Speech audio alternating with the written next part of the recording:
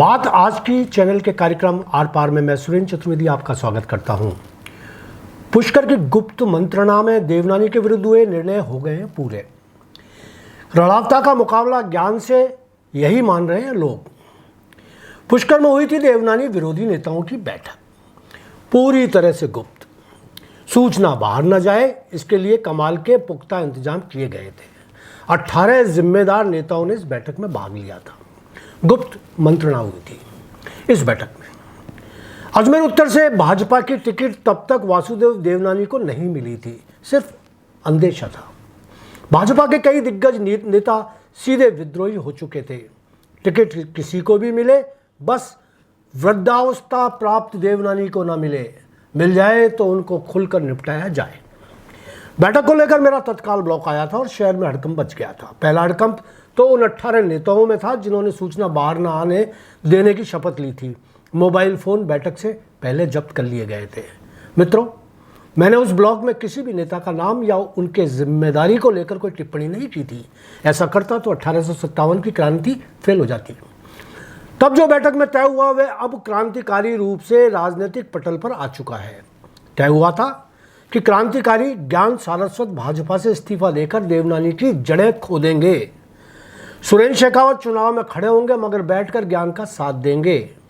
सुदामा पंडित और जेके शर्मा ब्राह्मण समाज को साथ लाकर ज्ञान का समर्थन करेंगे।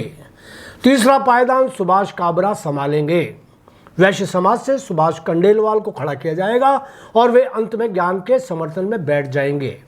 उप महापौर नीरज जैन अजमेर में न रहकर जयपुर की राजनीति संभालेंगे। इसके अलावा भी बहुत कुछ तय हुआ था। ज्ञान नहीं लड़ते तो सुरेंद्र शेखावत को खड़ा होना था, वो खड़े नहीं होते तो अंततः सुभाष काबरा चुनाव लड़ते। ज्ञान जी के मैदान में उतरने और डटे रहने से गुप्त मंत्रणा के सारे पहलू पूरे हो गए हैं।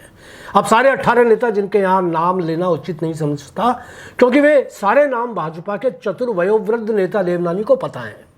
उन्होंने पहले तो खुद पुष्कर क्रांति को फेल करने के समस्त प्रयास किए, फिर हाईकमान को अलर्ट मोड पर लाकर दबाव की राजनीति खेली, मगर जब सारी कारगुजारियां फेल हो गई तब उन्होंने पूरा ध्यान समाज को बांटने में लगा दिया है।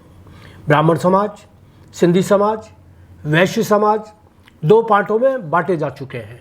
अब निर्दलीय चुनाव लड़ रहे लाल सिंह रावत के साथ लगे रावत समाज का तोड़ तलाशा जा रहा है। उनके सेनापति धर्मेंद्र गहलोत अपनी सारी चतुराइयां इस्तेमाल कर रहे हैं।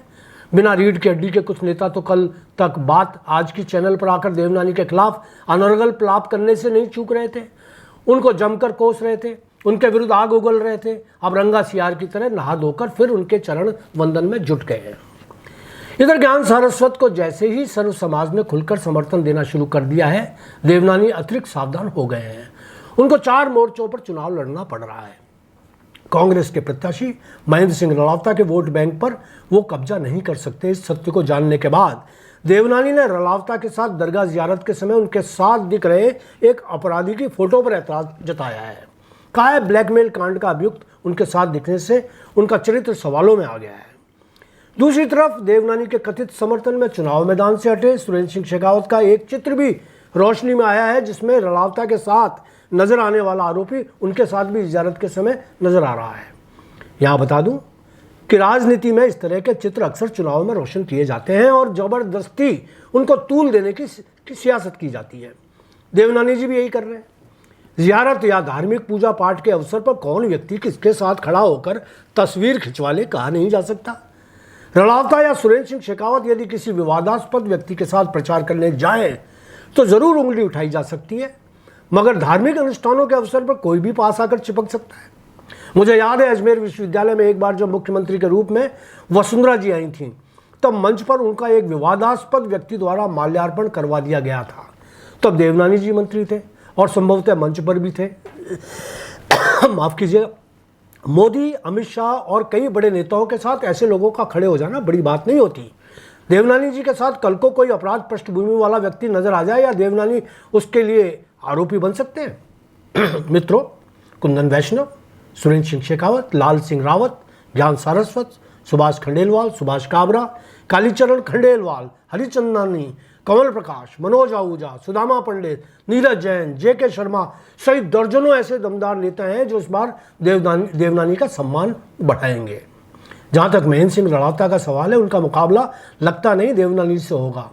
चुनाव के अंत तक पहुँचते पहुँचते वह ज्ञान सारस्वत से ही टक्कर ले रहे होंगे, बाकी ईश्वर ज़्यादा जानता है। आज इतना ही, धन्यवाद।